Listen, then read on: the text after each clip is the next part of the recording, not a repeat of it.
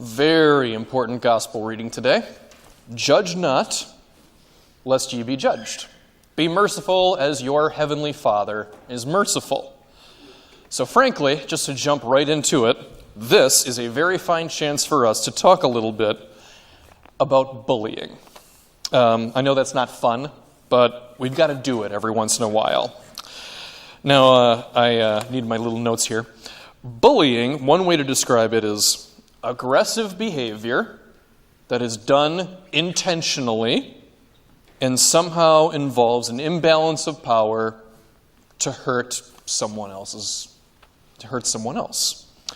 Now, it's normally repeatable. It's normally a continued behavior.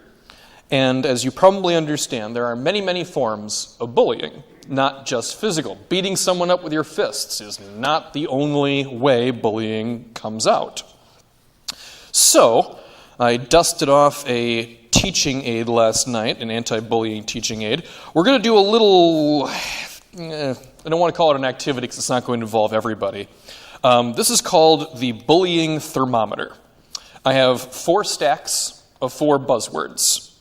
And each grade, I'm going to take a volunteer, and I want you to put these in order. So the top of the deck, I want the most harmful word of your 4 choices. And then the bottom of the deck would be the least harmful word in your opinion.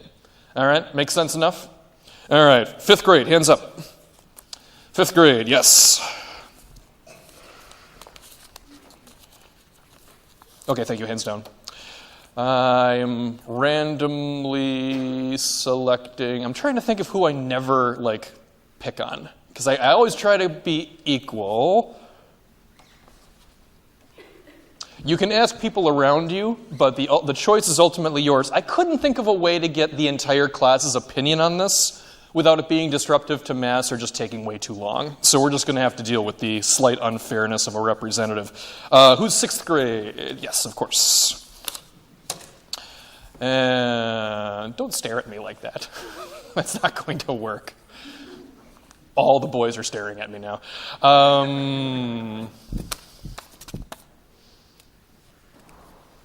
Hey. 7th grade.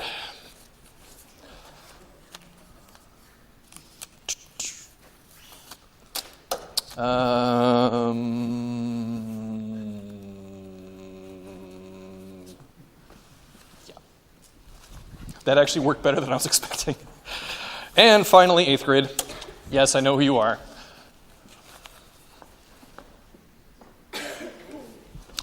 All right, so while they thumb through those and get them in the proper order, for everybody else, what I want you to understand is there is something in that deck for everybody, all right? There are no limits to what bullying can be like. I mean, I feel like you guys know me by now. I would like to believe I'm not considered a bully. I'm certainly not trying to be. I like a good joke every once in a while, and by once in a while, I mean every single day of my life.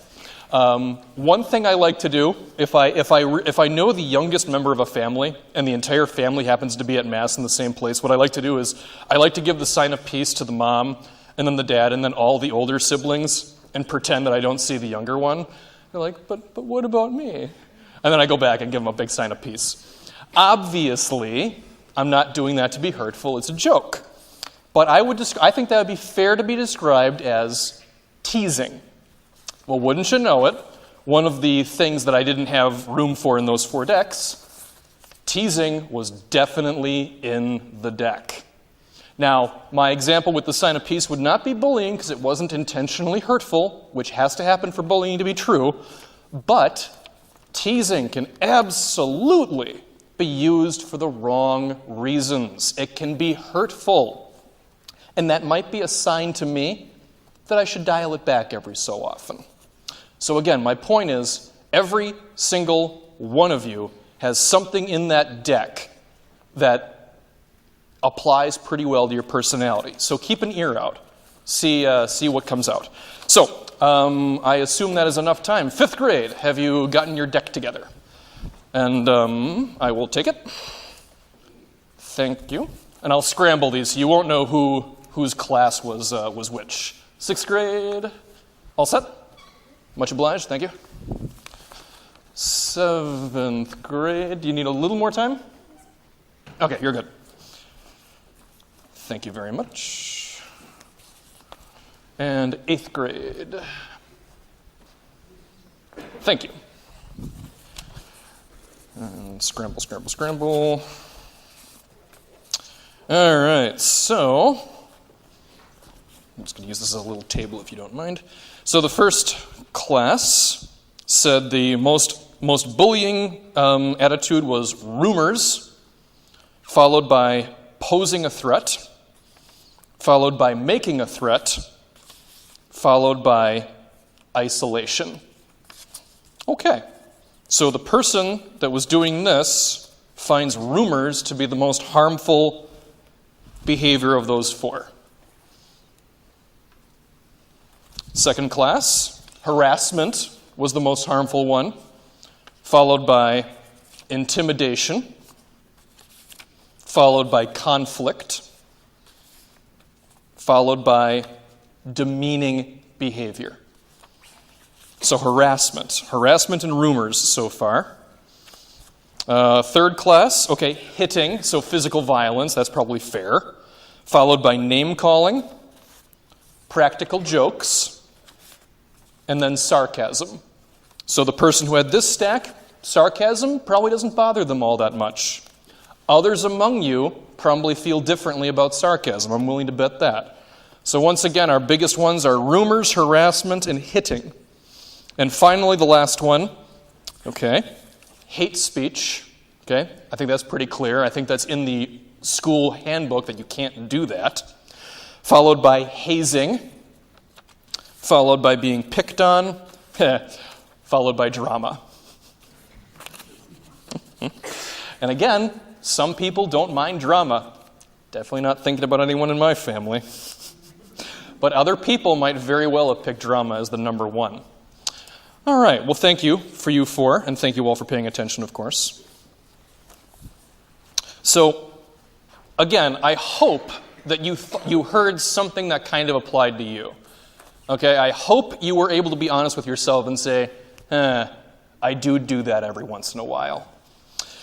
And for all this business, we can't ask for anything more than the short version than we got from Jesus. Judge not, lest ye be judged. Be merciful like your heavenly Father is merciful.